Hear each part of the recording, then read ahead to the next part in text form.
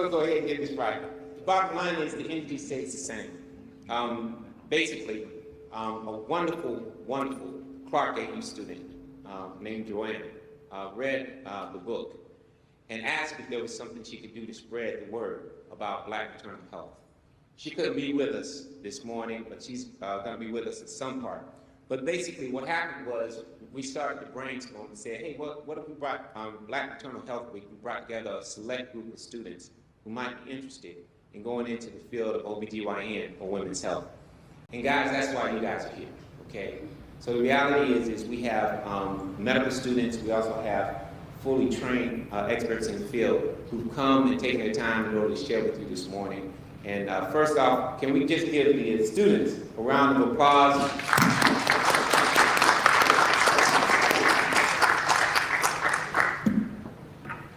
This is being live streamed, so if you're on live stream and on a virtual live stream, put your comments into the chat room, and we will basically, we have a board-certified OBGYN doc, Dr. Lewis, who's going to be helping to answer questions on the live chat, and we'll be pulling some of those questions to put in front of our panel list. What I'm going to do now is basically bring forward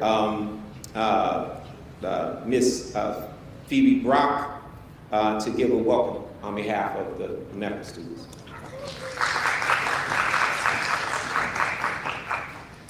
Thank you so much, Dr. Edmond, and good morning still. Good morning, everyone. Especially warm welcome. Well, I will start by saying my name is Phoebe Brock. I am a third-year medical student at Morehouse School of Medicine, and I'm also the president of the OBGYN interest group. Good morning, everyone. My name is Kevin Borgella. I'm a first-year DO at PCOM, and I'm also the co-chair for Brothers in Medicine. And good morning, everyone. My name is Joshua Hines, a current second-year medical student at Morehouse School of Medicine, residing from Chicago, Illinois, and I'm currently the president of our Black Men and White Coach chapter. Thank you so much. And I just wanted to offer a very warm welcome to all of the pre-med students and medical students that are in the audience from Morehouse School of Medicine, Clark Atlanta, Spelman, Morehouse College, and everywhere in the AUC. I want to commend you all greatly for being a part of this conversation and having an early dedication to maternal health and really being wanting to be part of the conversation and all of the solutions that we're going to discuss today. And without further ado, I'm going to go ahead and introduce some of our esteemed panelists for today. I'll start with Ms. Shanna Cox, MSPH. She is the Associate Director in the Division of Reproductive Health for the National Center of Chronic Disease Prevention and Health Promotion, Centers for Disease Control and Prevention, the U.S. Department of Health and Human Services, and also a Clark Atlanta University graduate.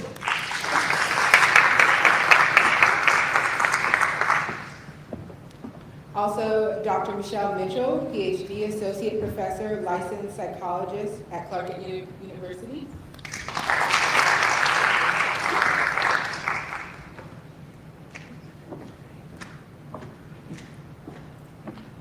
Dr. Tamika Alcia, MD, FACOG, OBGYN in Advanced Women's Care Center, Spelman College graduate.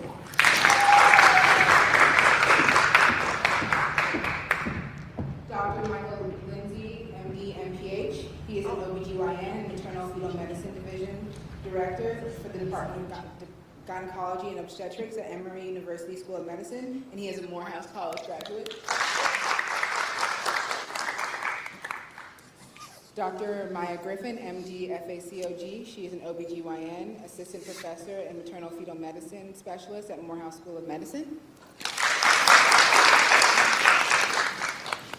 And finally, Dr. B.K. Edmond, MD. He is an anesthesiologist from Walter Reed Army Medical Center, Johns Hopkins Hospital, and he is a Morehouse College graduate. Thank you so much.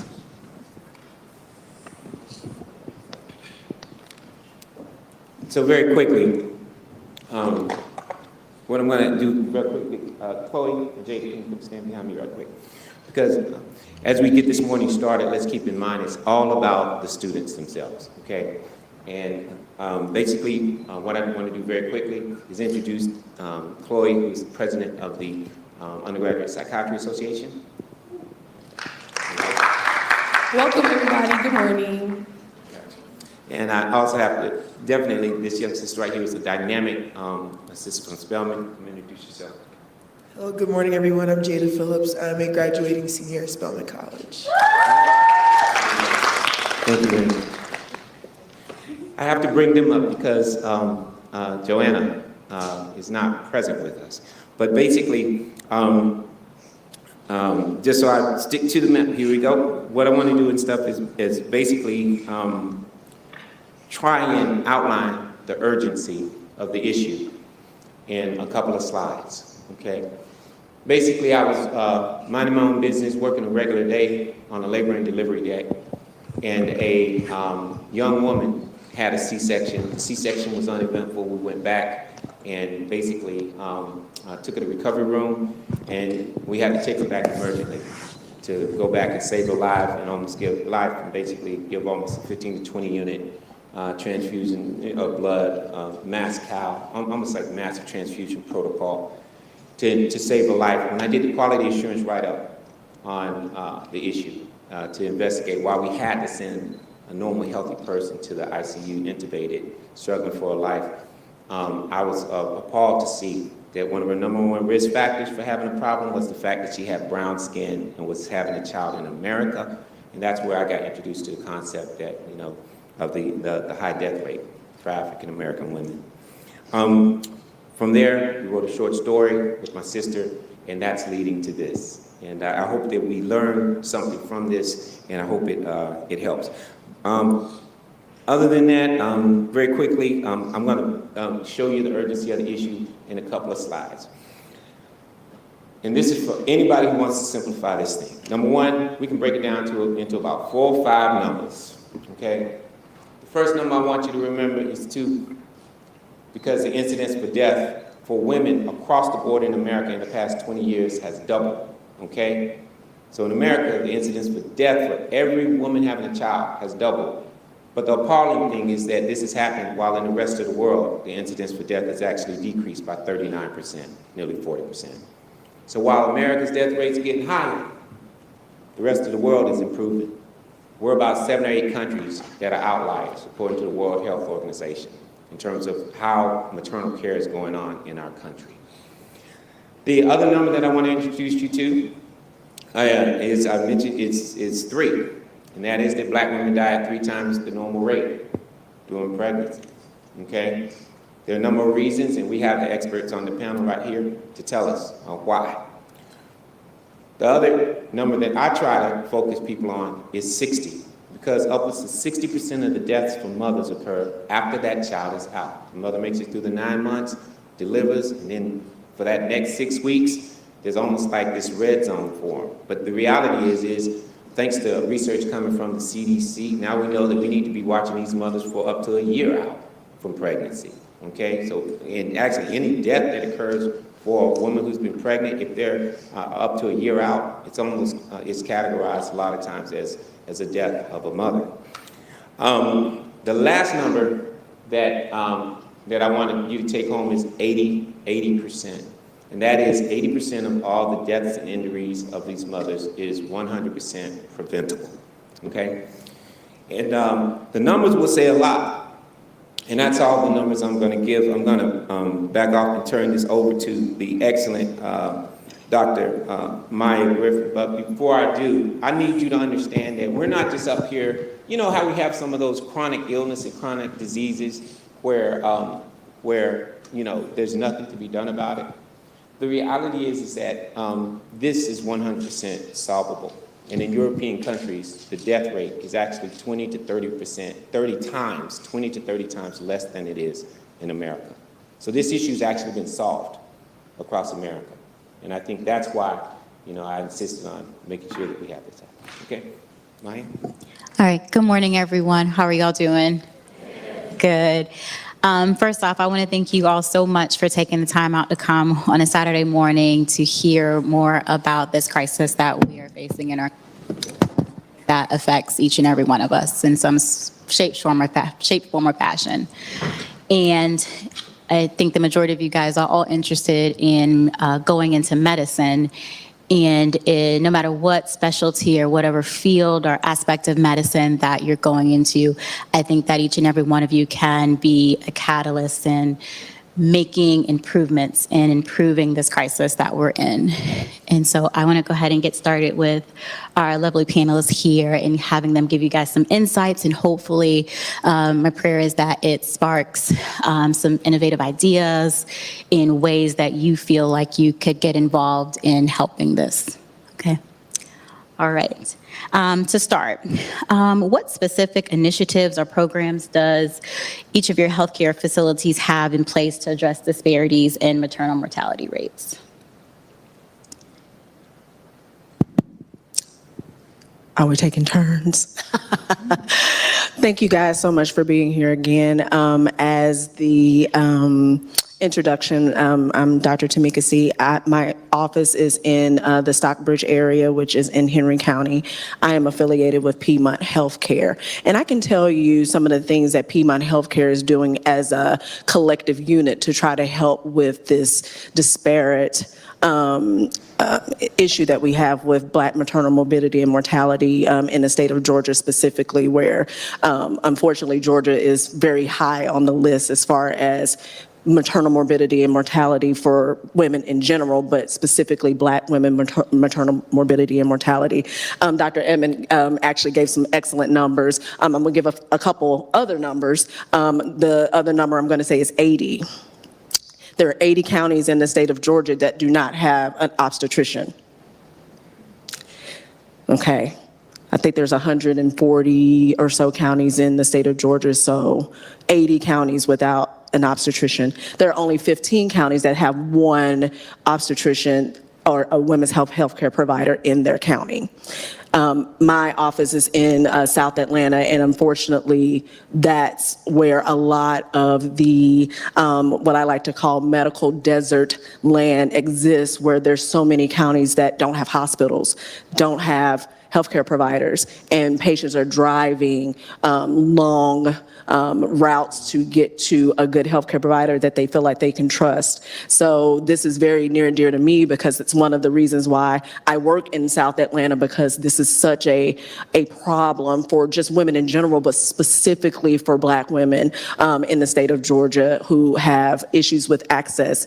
I know we're going to talk a lot about health equity, but we're still fighting issues with equality in the state of Georgia. So this is something that is very, very important for us to take heed to. So back up.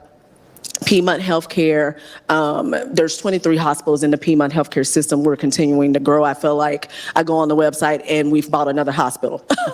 It's growing tremendously fast. And what we're doing as a corporate conglomerate as far as the healthcare industry goes is that we're trying to put boots to ground when it comes to this issue with Black morbidity and mortality. As we know, the Black Maternal Health Week is April 11th through 17th. Piedmont Healthcare has a consortium of physicians that are across the Piedmont Healthcare system. We are called the Clinical Governance Council, for which I'm a part of. And what that Clinical Governance Council does is looks at these statistics, these things that Dr. Edmond brought up, the things that I brought up, and how we can combat those types of statistical anomalies that exist in our state. And what are we doing about Black maternal health? We are partnering with For Cure for Kids. I'm pretty sure some of you guys may know about For Cure for Kids, but for those that don't, I'll give a little bit of background. So Kira Johnson was a beautiful Black woman that was at Cedars-Sinai Hospital in 2016 and delivered her baby. And unfortunately met her demise via a birth death. She passed away from excessive hemorrhage. You may know that she is the daughter-in-law of Judge Hatchett, which is a very notable judge that's on television. But what they did after Kara's death was to really, really galvanize the community to say, hey, we need to really start paying attention to this. And this this wasn't just an access issue, this was an equity issue, right? This is a person that had means, this was a person that had, good health insurance, this was a person that still died in a very well renowned hospital in our country, and what happened there. So with A Cure for Kids, they have done an excellent job with this group, and basically what they're doing is just getting out there, advocacy, outreach, actually doing community-based, having community-based resources. So we as Piedmont Healthcare are partnering with them. We actually have a walk today that is at the MLK Rec Center, and it's at 10:30 if anybody's interested in going after this. The walk is there, and then we're also going to be having a block party where we're going to have access to materials, access to things that you need for postpartum.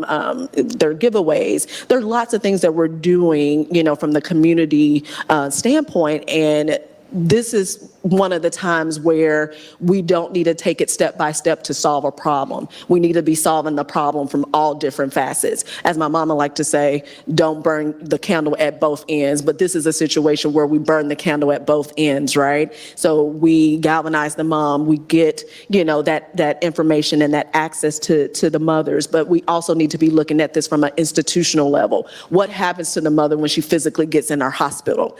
That's what Piedmont Healthcare is at least trying to do, and I hope that the other healthcare systems are also doing the same. Is the mic on? Can you hear me? You want to trade with me, Doc? There you go. So I represent a safety net hospital. I work at Grady. Dr. Griffin works there, and there are quite a few initiatives that we're doing, but I'm going to back up by first applauding you guys for getting up this morning to come and hear about this topic. And I think the other thing I want to say before I kind of give you what we're doing is that you're going to be the solution to this problem. And I think that that's really important. One of the other things I wanted to say as a preamble is Dr. Edmonds showed you about the increased rate of deaths in Black women in the state of Georgia.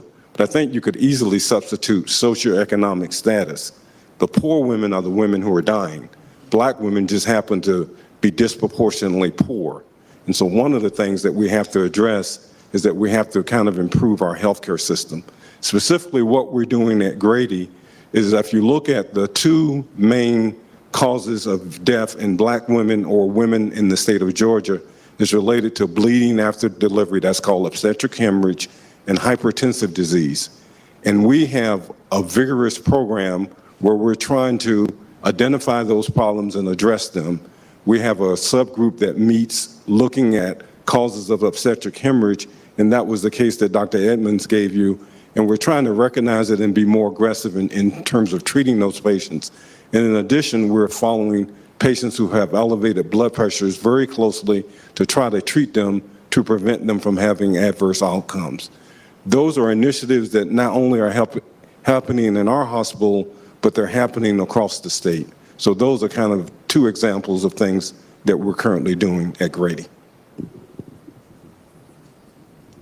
I will also add for Morehouse School of Medicine, we have the Center for Maternal Health Equity, where one of our principles is that we use translational science research to be able to not just do research to identify problems, but also how can we implement interventions and involve community to be able to make an impact for our patients that we're taking care of, just not only in the hospital, but also when they're at home, outside in their communities, especially in areas where it's a medical desert and they don't have care providers. So how can we better be able to use our community and being able to address these problems that we're facing in areas that don't have obstetricians and the care that everyone deserves to have? Okay. All right. Well, I'm going to, every time that we talk about Maternal Health Week, it's really important that we address that, Black women are at such an increased risk of death, but, delivery and birth can be something that's a very joyous and it should be a joyous process and experience for everyone. What are some success stories or outcomes from your efforts to reduce Black maternal mortality rates have you guys experienced?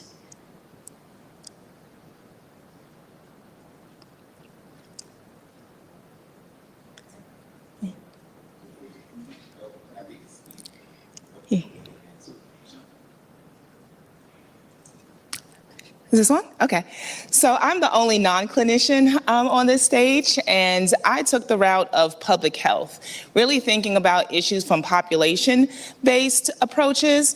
And as mentioned, some of the programs that CDC supports are things like perinatal quality collaboratives. So those are things that you can get involved in facilities to really implement maternal safety bundles that address things like hemorrhage, address things like hypertension. And we've seen some programs, for example, in the state of Louisiana, when they implemented the safety bundle around hypertension, they showed that severe complications from hypertension decreased about 50% in Black women and 30% overall.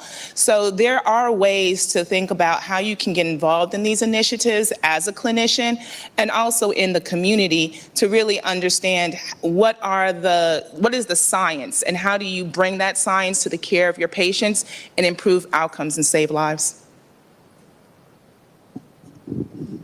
Make a really good point about the safety bundles.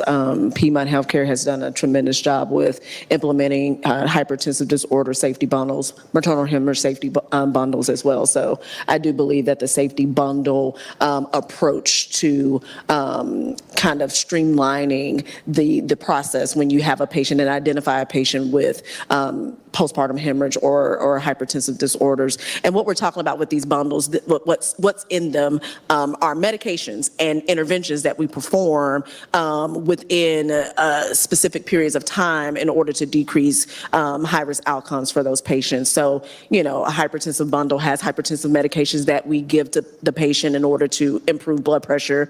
And then we have, you know, scheduled medications and interventions that we do for postpartum hemorrhage as well. So just to clarify for the students what a bundle was.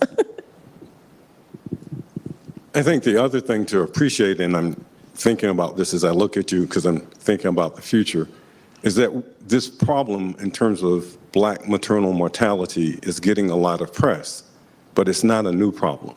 And so if we look back for the last 75 years, the disparity between Black and white death has been really constant and it's been high. And the reason why I'm mentioning that is as you look at this problem, I think you guys are going to be the ones who are going to solve it, because if a problem has been around for 75 years, we're not going to solve it in the next 5 years. There are a lot of steps that we can take to go in the right direction, but we're not going to solve the problem. And the other thing I wanted to mention as I think about this is that there have been a lot of studies that show that Black women in particular and Black patients do a lot better when they have a Black physician. The problem is there are not a lot of Black physicians. And so in terms of that being a solution, that's not going to be a solution, but that should be an incentive for you guys, if you're planning to be physicians, to become part of the workforce. Because in 1975, when I graduated from college, about 5% of physicians were African American.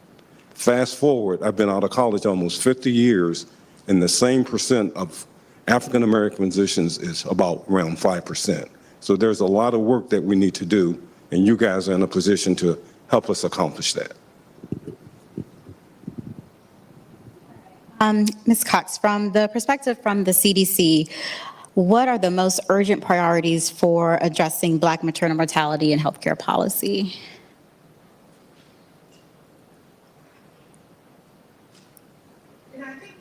Most important thing to understand is there's not one solution. There are a lot of different ways we need to come at this issue. There are the clinical issues that have been mentioned. There are the non-clinical issues, what we refer to as social determinants of health, issues around housing, issues around access, where facilities are located, how long it takes people to get the care that they need. There are also issues around coverage. Many states are now looking to expand Medicaid coverage. Before, if you had Medicaid and you were pregnant, after 60 days, you are cut off. So a lot of initiatives, and there's been a lot of energy into expanding that coverage to 1 year postpartum, so women have access to continue getting that continued care that they need throughout the year to address conditions that may arise, such as hypertension, mental health issues, depression. There are a lot of things that women need continued care and support for. So, again, there's not one policy or issue. I think there's just a lot of ways we need to think about it, and there's a role that everyone can play in solving this crisis. Okay. Dr. C and Dr. Lindsay, speaking of social determinants of health, what are your particular institutions doing to address social determinants of health that can negatively impact long-term patient outcomes? I'll start. I think one of the things to appreciate is up until 5 years ago, we didn't have a focus on social determinants of health. And I think it's become part of our routine history and physical exam to try to determine the social determinants. So I'll give you an example. If a patient doesn't have car fare to get to her prenatal appointments, she's not going to be able to come for care for the baby. And then you could predict that she may have an adverse pregnancy outcome. So one of the things we try to identify now up front is we would want to identify that and see if we could help patients so that they can get back and forth. And I think the other thing that I've also learned, and I've learned a lot kind of looking at this problem, I thought that the solution was if I became a better medical doctor and I did all of the things that a medical doctor could do, I could solve the problem. But the problem is a lot bigger than providing medical care. If patients don't have the ability to come to see you for care, they don't have the ability to eat, and you're talking about putting them on a special diet, then if you don't address those things simultaneously, then you're not going to have a good outcome. I totally agree. And I can agree with the things that you're doing at your institution as well, as far as trying to understand what those inherent biases that we have when it comes to the social determinants that affect our healthcare, right? So, access. Once again, like I said, I work in South Atlanta, so access is a huge problem in the community that I work. Of course, like you said, not being able to physically get to appointments is a big problem. But also, too, just understanding cultural norms and differences and how those cultural norms affect how you show up to your doctor's office with issues that you have, right? If there's certain dietary things that are specific to your culture, then there are going to be some things that are going to be difficult for me to discuss with you if you get diagnosed with gestational diabetes and now I have to put you on a specific diet. So knowing those different social and cultural norms that are associated with our population is beneficial. And I think the best way of being able to do that is have more people that look like us in all aspects of that healthcare system, right? So my medical assistants, I have Black ones. My nurses, I have some Black ones. My other physicians that work for me in my office are also Black. Like these front desk workers, they're Black. So there's and of course I try to make sure that there's representation for everyone, but it's very important for the community that I serve that I have someone that looks like those people in the community that I serve, because that allows for there to be safety. That allows for there to be, it's just an assuredness that you have when you walk into an office. So having people in every single aspect of that patient's process as they're coming in for their prenatal care, allowing for them to feel safe so that they can discuss those social norms that are affecting them, right? Domestic abuse, which is another big, huge thing that's in South Atlanta for whatever reason, discussing that with patients and allowing for that to be a part of the healthcare process. And how is this affecting their care in general? And what's going to happen to them postpartum? Oh, yes. Can you speak to the domestic abuse component? Yes.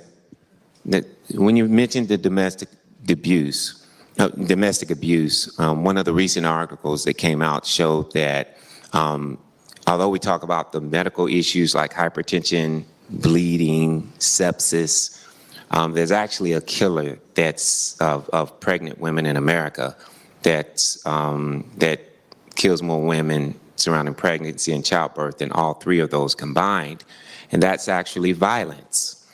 And that's why we have Dr. Mitchell here. Can you speak towards violence in the Black community and its impact surrounding safety, which is one of the #1 determinants of social determinants of health? Good morning, thank you. So one of the things that we know is that African American women are greatly impacted by intimate partner violence. In fact, about 51% of African American female homicides are accounted for by intimate partner violence. So when we talk about intimate partner violence, what we're talking about is not only emotional abuse and physical abuse, we're also talking about sexual abuse as well. And so it's very critical that African American women are screened when they're coming in to see their medical providers and also their mental health providers, because one of the reasons why African American women tend to die from intimate partner violence is the length of time that they remain in relationships. By the time African American women decide to leave those relationships is at the most volatile time where they're more likely to experience death. So it is a huge issue also because we know that intimate partner violence tends to increase from pregnancy all the way through at least 1 year postpartum. So those are critical times when we're talking about Black maternal health. Okay. Because yes, as a clinician, Dr. C and Dr. Lindsay, when we're seeing patients, we're going in there with the mindset of we're addressing medical problems. But then when you're about to see the patient, your MA or your nurse is going to say, oh, well, she's involved in an intimate partner violent relationship. Or just the other day, I had a patient where her father, the baby, got shot in the head. So how do we best, and I would say it's hard trying to find the time to be able to address the medical problems that we need to address, but also be able to address the mental health of our patients, because that's also very important. How can we better involve psychiatry, psychologists in being able to address those aspects that are just as important as medical, physical conditions? By forming relationships. One of the things I noticed that when I go to the gynecologist, those questions are asked. And so I think that OBGYNs are doing a great job of actually asking the question. And then I would say just the next relationship would be forming their relationships, because there are psychologists that focus specifically on behavioral health. Sometimes in larger medical centers, you'll see psychologists have their offices in close proximity. So it makes it easier for a physician to say, hey, there's someone I'd like to introduce you to. And literally they can have someone walk them down the hallway. But also too, just a phone call can be made, right? We love partnering with physicians. Also inside of many hospitals, in the OBGYN departments, many hospitals or health systems have psychologists that are already working there. So that makes it a lot easier when a mom comes into the appointment, that they know that there's someone there who can talk to them about those issues. Dr. Lindsay or Dr. C, how do you think that we can better incorporate psychiatrists, psychologists into our obstetrical care and even gynecological care of patients so that we're better serving the whole patient, not just medical problems? Well, I think one of the things that we do have to do as obstetricians is pivot and shift our trajectory from thinking about postpartum depression specifically, right? So one of the issues is that we have a huge, support from our institutions about postpartum depression, which, can be anywhere between the first 4 weeks to 1 year after delivery. But we don't talk about antepartum depression. We don't talk about, intrapartum issues that happen where, fathers of babies are showing up to the delivery process and things are happening there. And there's so many different places and spaces that we need to be in order to advocate for the patient from a intimate violence, perspective, or from a mental health perspective. We as physicians have to change our thought process about it and make sure that we're talking about it at our first visit, and make sure we're talking about it at our 4th visit and our 10th visit and postpartum and afterwards. I think just having those avenues in your office, I know for us, it's something big for me. It's something big for me. I am very much a clinician. I sit down in the room and tell me how things are going. And sometimes just asking the question will allow for the patient to open up. And it's important for us to, like I said, just make sure that we are targeting this topic multiple times through that pregnancy course in order to help the patient. So I work in a safety net hospital, and we train residents and fellows. So we potentially have the ability to have a bigger impact. For example, we do about 3,700 deliveries a year, so we see a lot of patients. But the candid answer to your question, Dr. Griffin, is that we need additional resources. Currently, we have one psychiatrist that serves our prenatal population 1 day a week, and she can only see so many patients, and we have a psychologist who's available 1 day a week. These problems are 5-day-a-week problems, so if we only have them 2 times a week, you can kind of anticipate that it's something that we kind of have to prioritize. We have identified that, and we're addressing it.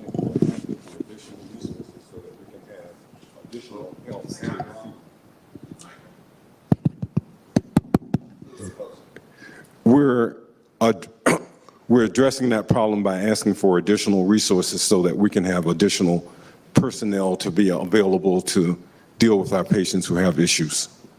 I think that's just so important, especially Dr. Lindsay, we take care of patients who are in the hospital who have pregnancy complications and delivering early. And so there's also that component of, if you're having a baby, you're going into pregnant, or you're pregnant and you're thinking, okay, I'm going to deliver my baby at 9 months. It's going to be beautiful. I'm going to have a water birth, delivered this way and that way, but you can't always anticipate the complications that are happening.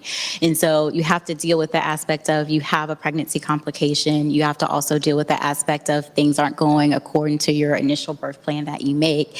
And also if you add onto the fact that you may deliver a baby preterm, and then your baby has to go to the NICU. And that's another psychological aspect that we have to keep in mind as obstetricians. Even if you deliver somebody at 37, 38 weeks, you're telling a mom, oh, your baby has to go to the NICU, even if it's just for a day, 2 days, and if it's 3 or 4 weeks, that's devastating. What are some other ways that we can try to better serve our patients in those circumstances, even from a psychological standpoint as well? And how can we also use community-based organizations to better provide social support for our patients? Can you hear me? Okay. One of the things I think is ensuring that providers possess cultural competence. And what I mean by that is one of the things we know is that African Americans are sometimes misdiagnosed. And one of the huge misdiagnoses actually ends up being schizophrenia, a lot of times paranoid type. But sometimes diagnoses are missed. And that is because people may not recognize that sometimes symptoms may present differently. So there's recent research that shows that African American women sometimes do not present what we typically would expect in terms of depression. So we look for dysphoric or despondent, depressed mood, and hopelessness. And what we see in some African American women is irritable mood, women who are self-critical, We also see anhedonia, which is really when someone doesn't feel like they experience pleasure, or maybe the activities that they once enjoyed, they no longer enjoy them. And then also somatic symptoms. And one of the things that we know is that in people who tend to suppress their emotions, you'll see them have more somatic symptoms. And one of the things we know about African American women is that some African American women are very, very selfless, which means they will give to other people and not necessarily take care of their own health, not necessarily take care of their own mental health. And so that prioritization of others often leads women to try to suppress their emotions in an effort to be strong, right? And so if providers are not aware of that trend, if they are not asking those questions, they may not recognize the depression. It might not look like depression to them.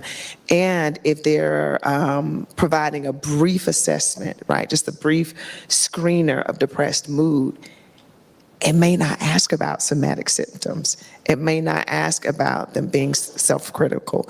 It may not ask about irritable mood, but it's likely going to ask about dysphoric mood or sad mood and hopelessness and helplessness and worthlessness. And African American women may not endorse those items. So the assessment itself may not be sensitive enough to pick up on the depressed mood. So I think that's one of the key things, is ensuring that providers are culturally competent. They understand how symptoms manifest, and also what are the ways in which African American women are living their lives such that they may themselves not be able to speak about what their feelings, right? They may have to be prompted to talk about it. So that's what I just wanted to piggyback on the whole concept of cultural competency. It's an evolution, and it's something that you have to consciously work on and learn. So you just can't make the assumption, because I'm African American and some of the symptomatology that's described, that I'm just going to be able to pick that up. And I think one of the goals that we have in training, and even after I haven't been doing this 50 years, but close to it, I'm still learning things. I'm learning something every day.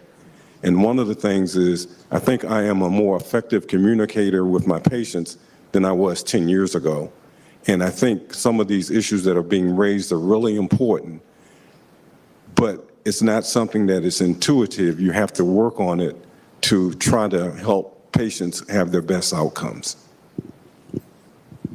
I agree with what you're saying, because one of the other issues I think that Black women face that end up creating feelings of anxiety and depression is really feeling like providers aren't communicating with them. I think there's a difference when someone talks to you, but when they're really in a space with you and they're communicating with you. And some Black women end up feeling mistreated if they feel like they're being scolded, or they're addressing concerns and they feel like those concerns are being ignored. And it places them in a situation where they feel like their life might be at risk, their child's life might be at risk, particularly if they're at labor and delivery and they feel like no one's listening to their concerns. So it's like, it just places them in a situation where they don't feel like they have autonomy, they don't feel like they have control over their bodies, they don't feel like they have any sort of agency. And that's troubling, because we know there is a long history of that in our community, where African American women have not had control over their bodies. And so when you speak to cultural competence and talking about, really, it's not just knowing the symptoms, it is also in the way that you show up and understanding how your presentation impacts the patient that's in front of you. I think that was huge. Yes. And that actually ties into the entire theme of the Quilt Makers book. And what we do in the Quilt Makers is basically show how a Georgia African American community works together to place a safety net under the women who are pregnant. So literally every time a woman has an issue, because they recognize that the woman who's just had a child, her voice may not be as strong as it needs to be, we basically have a midwife who comes up with a concept so that every time a Black woman engages the healthcare system, she engages it in force with all of her community sisters behind her. And that's the whole purpose of the quilt making. Very quickly, I think we want to take some questions from the audience, and we'll take any questions. And let's see. Oh, there's some right here. Let's start.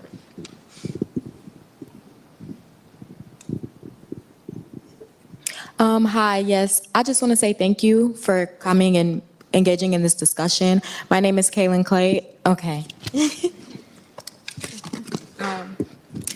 I'm a current sophomore at Spelman College. I major in biology on the pre-med track, and I'm actually interested in becoming an OBGYN. But my question is, many women are unaware or misinformed on their reproductive rights. And so how can we as college students and as the youth best enhance reproductive literacy?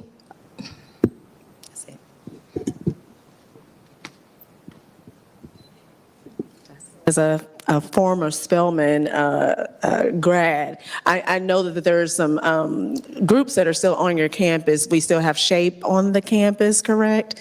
Oh, yes, I helped start SHAPE 23 years ago, so I'm so very happy that it's still on the campus. So what you need to do is start becoming more involved in those campus groups that are on your campus. They're already resources. These are opportunities for you to be able to be at the forefront of what those things are for you. So reproductive rights and you know how that affects maternal health. I mean, that's the premise of those organizations that are on your campus. So being involved, spearheading, you know, yes, the organization may have had this as far as, you know, what it normally did, but spearheading new initiatives for the organization. That's where I think, you know, it kind of molds a grassroots approach to, you know, a community problem. So getting started early in those groups on campus to help galvanize you to be effective and change. I'm glad it's still on campus. I would also add that we're in the social media area, right? And so everybody's on Twitter, IG. I think the new thing is like TikTok. Everybody's like, I'm looking at TikTok. So go on TikTok and like make posts, like educate people, because there is a lot of misinformation that's out there. And so better educate people so that they have the tools that they need to better advocate for themselves so that we can make a positive difference and reverse these laws that are starting to negatively impact us. I would say if you're on the campus of Clark Atlanta University, Dr. Tamika Bell teaches a class on Black women's mental health, and some of those issues are covered.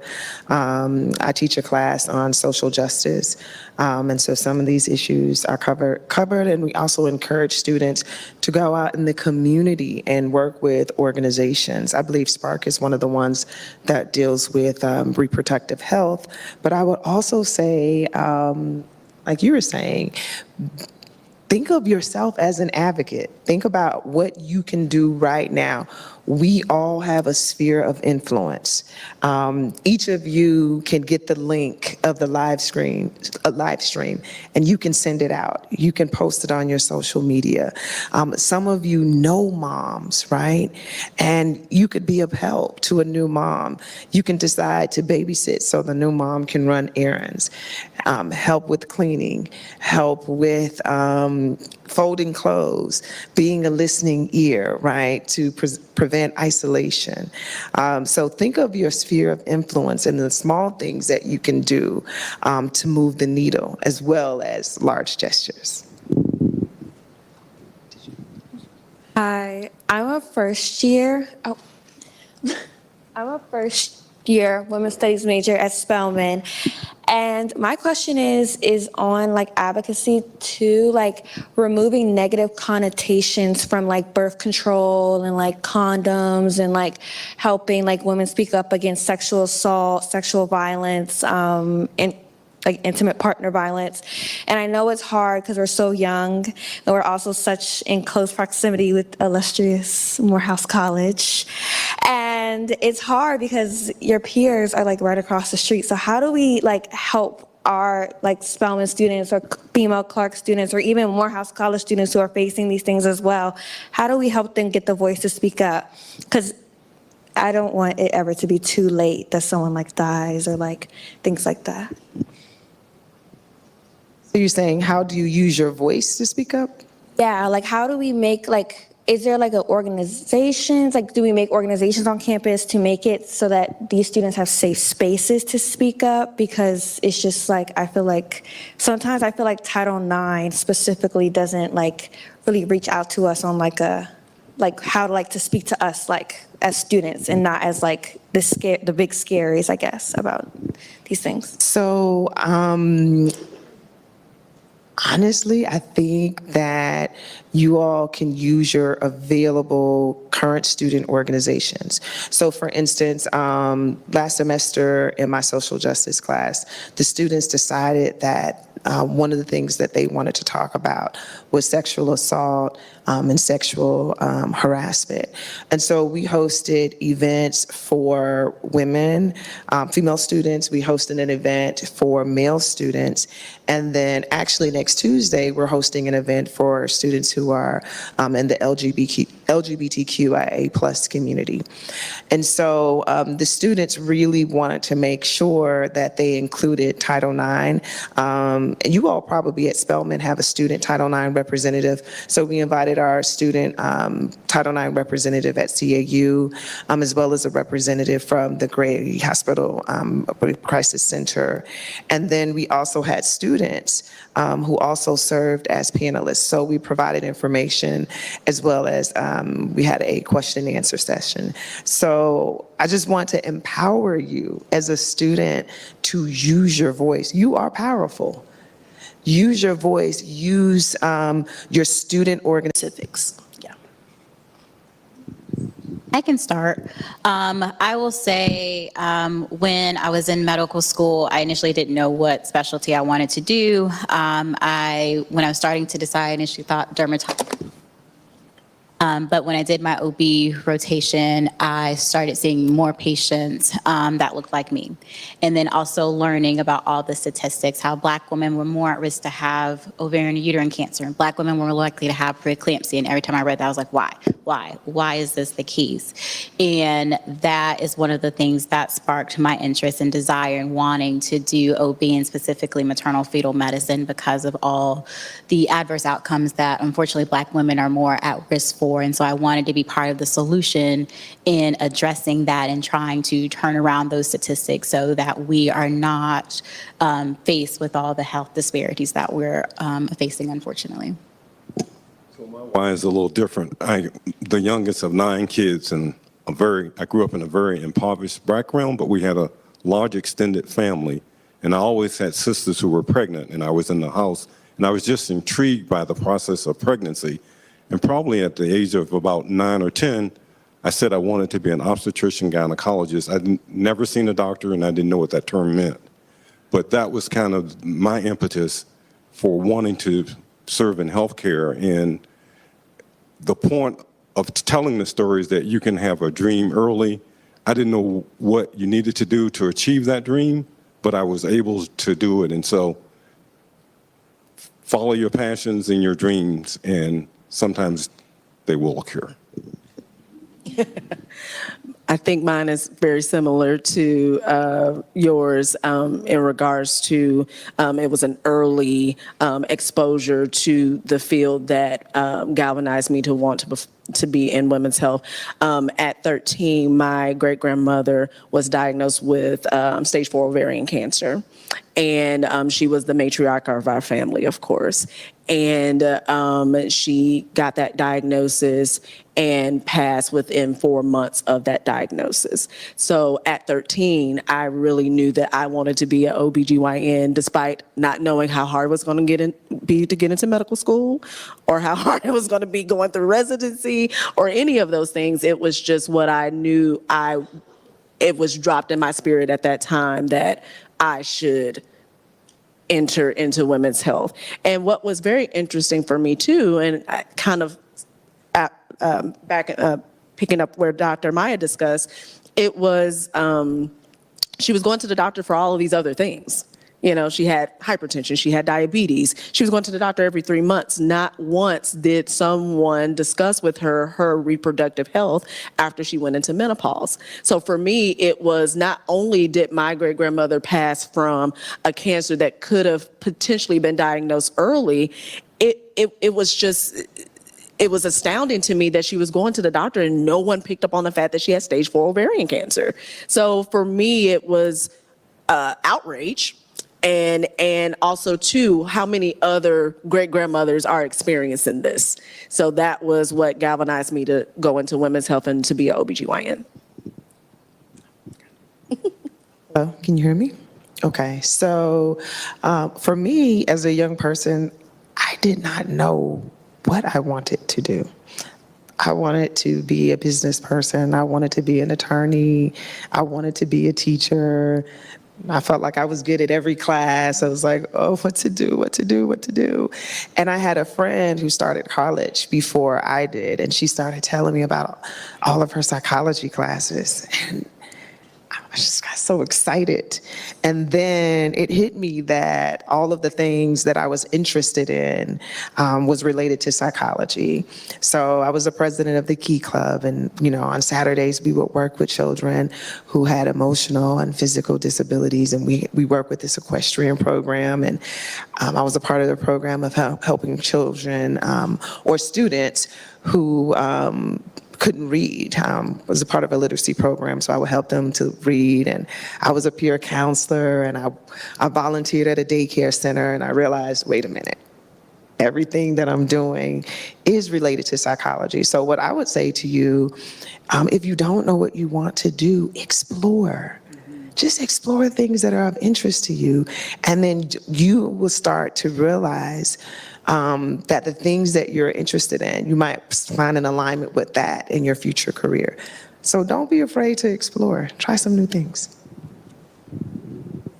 Hey, I'll build upon that. I had no idea what I wanted to do. I'm from Brooklyn, New York, was in Upward Bound, and they took us on a trip to the AUC. And when I came and I saw the yard, I was in love, and I was like, I'm going to Atlanta. And after I got to Atlanta, I was a chemistry major and graduated, worked in the lab, and realized I like to be around people.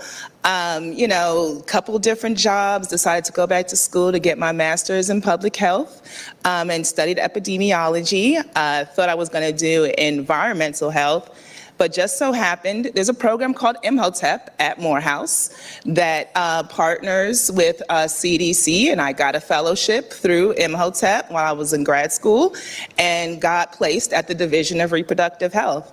And I've been there, I've had some other jobs within CDC, but for the most part, that's where I've spent most of my career in doing reproductive health. And what I realized was I was a doula before there was a term for doula. I was always the friend who brought the meals, who sat with in the hospital with folks while they were in labor. That was just naturally, my calling. So, being in this position, there's a lot of different ways that you can go. Like I said, just explore and kind of see where the universe takes you. It'll always take you in the right place.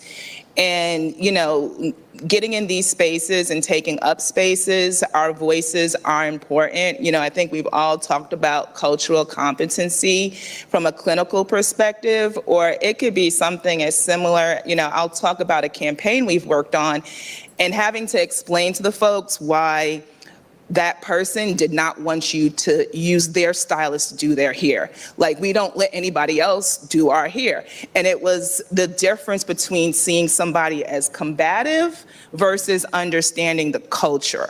So those are the things that I think you guys really have an opportunity to play in this world. Well, I was a little different. When I came out the womb, the doctor slapped me, and he said, "You're one of us." I'm just kidding. The reality is that I was exactly where you guys are, a number of years ago. And that's why if I haven't shown anything, if our team hasn't shown anything, I hope we show that, by exposing you to the medical students and these experts on the panel, that this is 100% doable, okay? It's 100, every single person in here can become an MD, MPH, psychologist if they want to. The deal is your potential is actually there. So the reason that we have you here, and we didn't, necessarily invite 80,000 students, is that you guys are you're the core, you make up that future and stuff. And every single one of you, if you talk to the medical students and take good counsel, they will be able to coach you through and on to great things. But the reality is that, when you say, hey, what are the things we did to prepare? We did, number one, we did this. The time of having it at 9 o'clock in the morning, we could have had this at noontime for lunch. I'm gonna let you in on a secret. By putting it in the morning, we were able to differentiate the people who were serious about the field of medicine versus people who were just playing. As a result of that, one of y'all is gonna go home with a $300 gift certificate, okay, today. Don't know which one it's gonna be. We're going to select it, but the reality is that to the victors go the spoils. We extend the invitation. You may extend the invitation worldwide for people to come and share with experts and get networked with these 4 or 5 people on the stand. If you simply just network with them alone, one of them alone, you're already tied into Black excellence. They're already coming ready for you. So the reality is one of the main things you can do at the point where you are right now is to come meet a young sister like that. She's already leading, almost a lead researcher in a women's discrepancy, a women's health discrepancy initiative. For you, don't walk out of this room unless you get her information. Full professor at Emory, seasoned clinician in the Atlanta metro area, psychologist, academician who has ongoing programs in order to expand your mind and prepare you to be a health provider, and of course, a national leader at the CDC. This crowd isn't meant for everybody. So I know you guys looked and said, oh man, my friend said they were coming, there should be 500 people here. And when you go back to Spelman, Morehouse, and Clark AU, and you're in assembly, there are gonna be about 100 other students that say they wanna be doctors. But I want you to understand, it's you guys who got up in the morning. It's you guys that we're gonna invest and pour into. You remember the AAMC when you registered? What happened 2 or 3 days ago? Y'all got a message to say, hey, just reminding you, don't forget to sign up for the AAMC virtual fair. We're gonna look out after you guys, okay? I'm proud of y'all, all right? So we're going to wrap this up. Again, just to piggyback on Dr. Edmond here, there's so much Black excellence in this room, and I'm looking at it right now, okay? I know there's so many laws and things that are going on and tearing down of DEI programs, and all of you guys are worthy of whatever position it is that you guys are going after. Don't let anybody make you feel like you are less than. You're more than enough, okay? So before we all end, I want to have everybody share their social media stuff so that these young people know, oh, I feel old for saying that, so that everybody knows who to connect to. Please, we are all here. We all have been where you guys are. We are more than happy for you guys to reach out to us, to give you advice, mentor you, whatever it is that you need. We are here to give back to you all. I will start with mine real quick. My Instagram is Maya, MYAHM9. Dr. Lindsay? I'm so old school, so I don't have social media, but I can give you my email, and I do respond to my email. So it's LINDSA without the Y at emory.edu. And I get literally 500 emails a day, so I will get back to you, but not immediately. I have an office Instagram, so it's Advanced Women's Care Center, the full name is the Instagram, and anybody can find me on LinkedIn, Dr. Tamika C, and that's SEA, like the ocean. Tamika. I'm going to do better in 2024, okay? I promise. Listen, I'm going to have a LinkedIn, an Instagram. I gotta work on my LinkedIn too, so it's okay. I have an email address for you, mmitchell@cau.edu. Yes, @cau.edu. And I think you guys already signed up, so we're already linked and stuff. Very quickly, we're gonna go to the take home. When we got this together, we wanted to do more than just outline the urgency, discuss the problem. We wanted to present somebody who had the solution. Let's all, we're gonna step down from the stage and turn it all the way over to Ms. Cox and lead us on home. All right, thanks, Dr. Ebden. So today I want to talk to you guys and share with you the Hear Her campaign. And it's really a tool that you can be aware of both in your professional careers as they grow and also just as members of the community as you're dealing with family members and friends who are going through the journey of pregnancy. And one thing we learned through some of our data is that there was really a need to educate about the urgent maternal warning signs that indicate when a person should get medical care right away. We also came to understand that healthcare providers play a key role in listening to women and addressing their concerns. So this campaign started in August 2020, and so by raise of hands, has anyone heard of the Hear Her campaign? Okay, so I guess everyone follows into the no bucket. So I'll tell you a little bit about the campaign.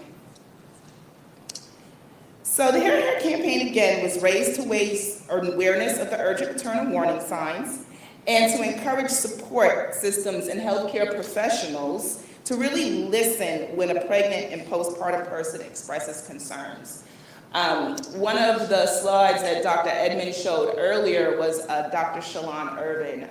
She actually worked at CDC, and she did everything right. She was well educated, had her PhD, and when she became pregnant and she had her beautiful daughter Saleha, she started having symptoms. And she went to the doctor over 7 times complaining about swelling, headaches, high blood pressure, was not listened to, and eventually the last time that she went home, she passed out in her closet and never regained consciousness. There are other stories, for example, was shared, Kira Johnson, obstetric hemorrhage, husband Charles wanted to get her help, and they were not listened to. So that was really the onus for this campaign, was really emphasizing the need to listen to patients. So not only pregnant and postpartum women understanding when something is wrong, their friends, their family members, anyone that they're interacting with, really understanding the role that everyone has to play in really listening to pregnant and postpartum persons and helping them get the care that they need. Next slide. So the bedrock of the campaign are testimonial videos. And you'll see here the pictures of the 11 women who experienced pregnancy-related complications and conditions, where they're talking about their experiences and how they got help.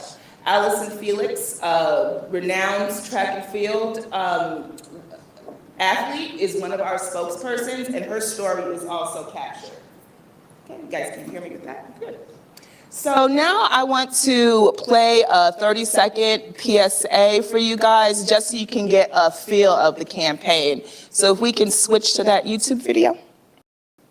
There we go. He's the one who noticed his mom's face was swollen. They're the ones she confided in about her change in vision and headache that wouldn't go away.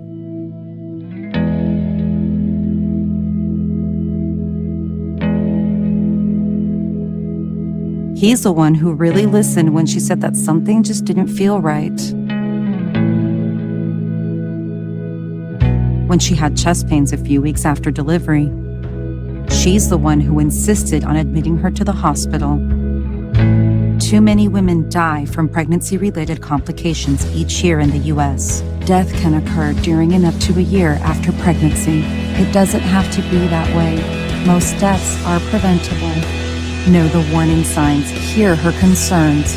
You could help save her life. Learn more at cdc.gov/hearher. So again, this is a 60-second PSA.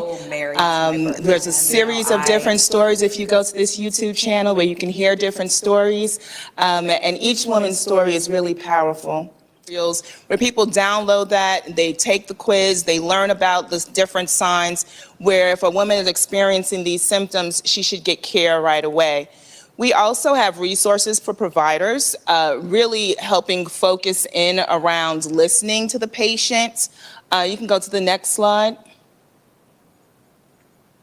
And I'll try to kind of, and here are the warning signs, and they're kind of laid out here. There are 14 signs. These are not all encompassing of all things that can go wrong during pregnancy, but again, really kind of trying to boil it down to the top 14 of things to really think about, such as fever, extreme swelling, chest pain. Next slide. We have materials in a lot of different languages. Again, going back to the theme of cultural competency, these are all the languages some of our materials are presented in, and we have used these materials in a number of different areas, for example, the Clarkston area when we're working with different refugee communities. Next slide.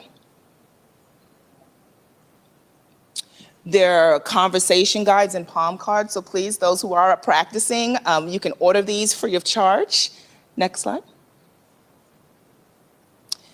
For those who are social media savvy, there are lots of shareable graphics, things that you can share from Twitter, from X now, Facebook, Instagram. There are a lot of materials and free things to download.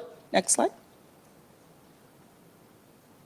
And again, really emphasizing these tools for healthcare professionals and things that you can incorporate into your medical school education. Next slide. We have testimonial videos from providers where they're talking about their experience providing care and listening, addressing unconscious bias, is also some of the materials that we produce as part of the Hear Her materials. Next slide. And again, a suite of tools, things that we talked about, such as the maternal safety bundles. There are things you can read about on the Hear Her campaign.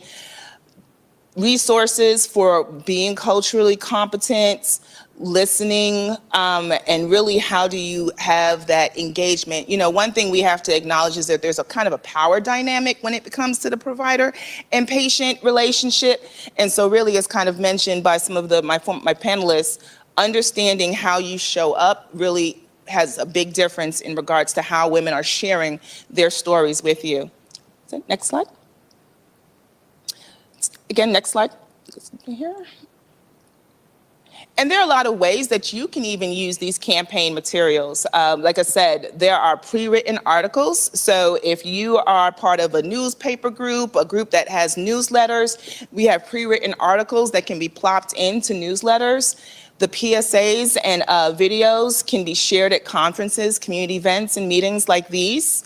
Handouts are available and can be ordered for presentations, exhibits, and again, using these materials to counsel your patients. And next slide. And so I'll stop right here. I know folks, the QR codes make it real easy to get to the website and download these materials. So I'll leave this up for a second so folks can go ahead and explore that.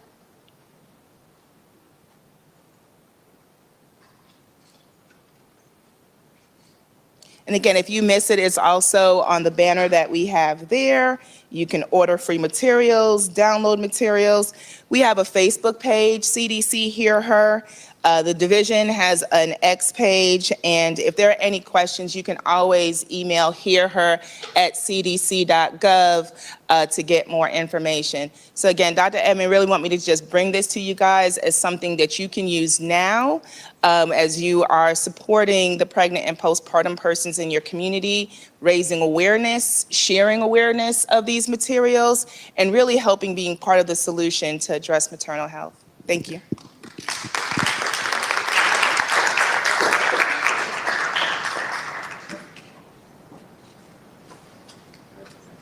Bessie. In closing, number one, can we give our panelists a round of applause? And then we have some giveaways for the panelists. Each one of you has received a copy. Raise your hand. There you go. All right. Of the book. Okay. The bottom line is, I just want to very quickly get you to stand up and repeat something after me. Okay. It's a phrase that we use with the Dream House Make a Difference Foundation. When we had our first meeting about 4 years ago, and Candace and Zaja decided that they wanted to do things to help the Atlanta community. Oh, theirs is in, hey Sandy, theirs is in the package. So just give them a bag. Okay. All right, up there, get the bag. So the bottom line is, and the key is, we came up with a phrase, and we come up with a phrase each month. But once we came up with this phrase that I'm going to share with you, the world started to change and open up, okay? So if you repeat after me, I'll teach you the phrase. And whenever things look crazy and you can't see where things are going, I want you to remember this phrase. Just say, I will move like something is about to happen. Let's say it all together. I will move like something is about to happen. I will move like something is about to happen. Now, I want you to say it louder as if one of y'all gonna win $300 in the next 30 seconds. Let's say it. I will move like something is about to happen. Okay, let's stand up. I'm gonna have you say it one more time. And then you say it with this vigor, and then I will let you know which one's gonna be happening with that $300. Deal. On the count of three, I will move like something is about to happen. Now we talking. Absolutely. The person who won the $300, our winner in person is it Jaisha Williams? Jaisha Williams? Who's that? Come on up here. All right. And then online, the person who won is Charlotte Hopkins. Charlotte Hopkins will be sending you a $300 gift certificate. So in closing, I hope you guys see that number one, you have a vibrant group of alumni who are willing to support you. We're going to close out, let you guys network. We have a rolling out video team that's going to be interviewing you guys just about the issue, and to keep you motivated so you can reach out and motivate other people in the community about going into this field. This does not exclude the midwives.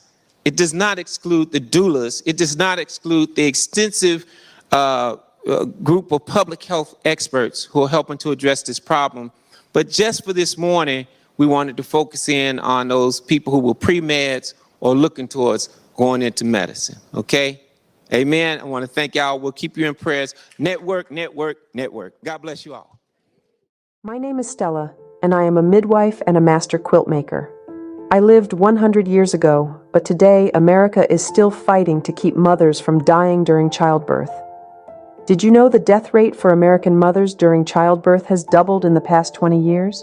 Black women die during childbirth at a 3 times higher rate. There is an answer to this problem in my short story titled The Quilt Makers, The Art of Hearing, A Black Mother's Cry. Let me show you how a community working together can solve this problem. The audiobook and ebook are on Amazon and iBooks. Part of all sales go to support improved maternal health. Listen to the story and watch how our history and traditions can help protect the mothers in your family. Find out how the B. Edmond Project connects culture and art to medicine on Instagram, our B. Edmond Project.